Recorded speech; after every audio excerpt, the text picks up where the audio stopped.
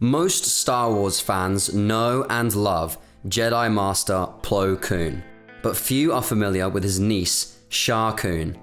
Sha Koon was one of the only Jedi of the Old Order who ever came close to defeating Darth Vader, as well as one of the few who survived the Great Jedi Purge. She was an extremely unusual Jedi. At one point, she even gave up her lightsaber, a choice she made after losing her Padawan and becoming disillusioned with the Jedi's involvement in the Clone Wars. Today, we'll be telling the full story of Jedi Knight Sha Koon and her duel with Darth Vader.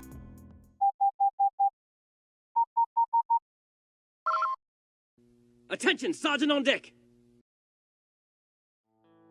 Sha Koon was a female Keldor, a species native to the planet Doran, and known for its strong affinity with the Force and strange appearance. They shared some basic anatomy with humans and were a tall race with skin that ranged from peach to a crimson red.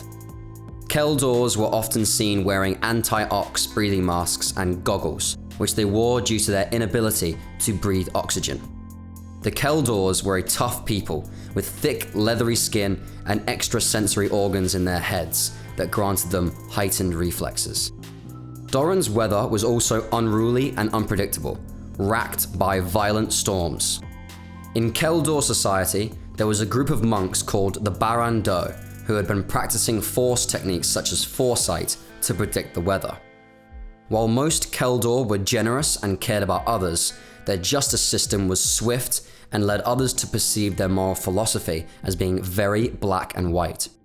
Jedi Master Plo Koon, his uncle and his niece Sha were all from the family clan of Koon, a Keldor word that translated roughly to explorer in basic. From a young age, Sha possessed a strong connection to the Force and was a telepath like her uncle before her. When he came to bring her to the Jedi Temple, they didn't even need to exchange words since they already had a telepathic bond.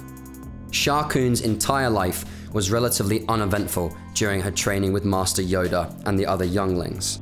She was eventually promoted to Jedi Knight and was assigned a Padawan of her own, a human boy named Baylis Archan from Corellia. Baylis was also gifted in telepathy and formed a strong bond and friendship with his master. During the Clone Wars, he and Sha Koon were deployed on the planet Giju. The Battle of Giju was a defining point in Sha Koon's life. Separatist forces had invaded the planet, and Sha Koon and her Padawan were sent to the planet with a regiment of clone troopers to act as the core of a locally raised militia. This tactic, called the militia model, was becoming popular, as Republic forces were stretched thin across the galaxy and could use the assistance. But while the militia model worked quite well on worlds like Harun Kal, it was less successful on Giju. The Republic won the battle, but the victory was Pyrrhic, as Sha lost her entire clone regiment and her Padawan in the fighting. Sha later described the Giju campaign as a stupid, useless battle in an increasingly violent and useless war. As Sha Koon held her Padawan's lifeless body on Giju, she swore to herself that she would give up fighting. She would return to Coruscant a changed Jedi, and grew disillusioned with the war and the Jedi's involvement in it. Back at the Jedi Temple, she was visited by her uncle Plo, who she thought would try to encourage her to rejoin the war. But to her surprise, he instead asked her to undertake a very important mission at the behest of the Council, a study mission to discover the identity of the Sith Lord who had orchestrated the Clone Wars. Sha accepted and began her work in the Jedi Archives. Jedi librarian Jocasta Nu volunteered to help in the hopes that the search might uncover information that had been erased from the archives, but Sha respectfully declined. Delving deeper into the archives than any Jedi before her, Sha soon exhausted herself searching for clues, and yet she knew she was getting closer and closer to the true identity of the Sith Lord. But even as she searched the archives, her mission was in vain, and the Order's time was up. Unbeknownst to Sha Koon, Order 66 had just been issued. As she searched the archives that moment, she sensed her uncle's death in the skies above Cato Neimoidia. Overwhelmed with the same emotions she suffered when her Padawan died, she collapsed in despair. As she wept, she noticed smoke seeping into the Jedi archives and screams coming from outside the library. She got up and stumbled into the corridor and was shocked to see clone troopers of the 501st. Immediately, the clones turned to her and began blasting away. But thanks to her quick Keldor reflexes, she ignited her lightsaber and deflected their shots, retreating into the Jedi archive. In the archive, she sought out Jocasta Nu, only to watch in horror as a figure in a dark robe murdered the librarian. Upon glimpsing the face under the hood, she recognized the figure as Anakin Skywalker. She fled the archives, making for a set of secret tunnels that led into Coruscant's Undercity, where she would be safe from Skywalker and the clones. As she escaped the temple, she desperately fought for her sanity as she tried to comprehend the situation. She could not understand why the Jedi's finest was on a rampage in the temple with the same clones she had fought side by side with on Giju.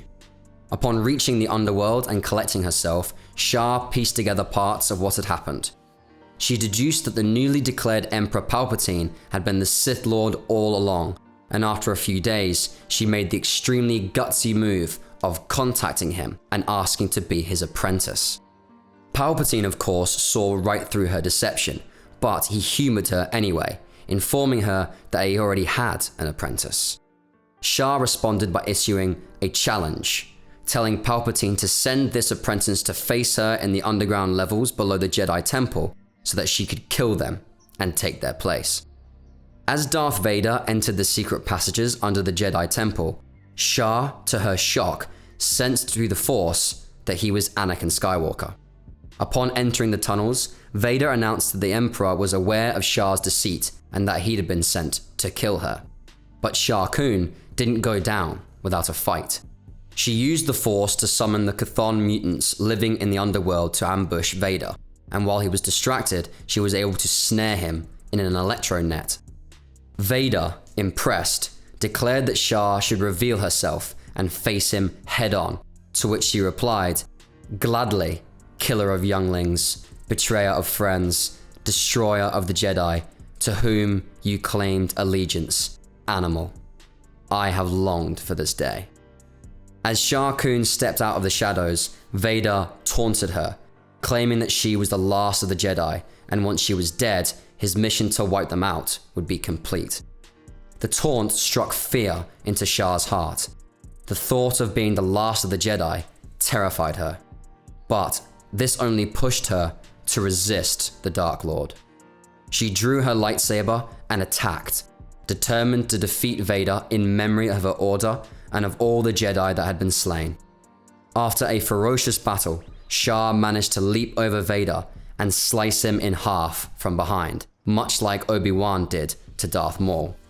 But like Darth Sion, Vader managed to hold himself together. In his anger, Darth Vader seized Koon in a force grip and then stabbed her through the heart.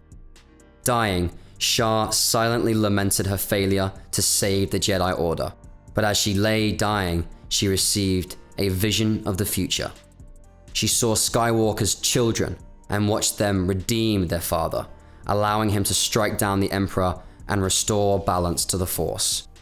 Sha Koon realized that it was not her destiny to defeat Darth Vader. The future did not depend on her after all. This revelation allowed her to die in peace. So that's the story of how Jedi Knight Sha Koon almost defeated Darth Vader. What do you think? Do you think Sha Koon ever had a chance?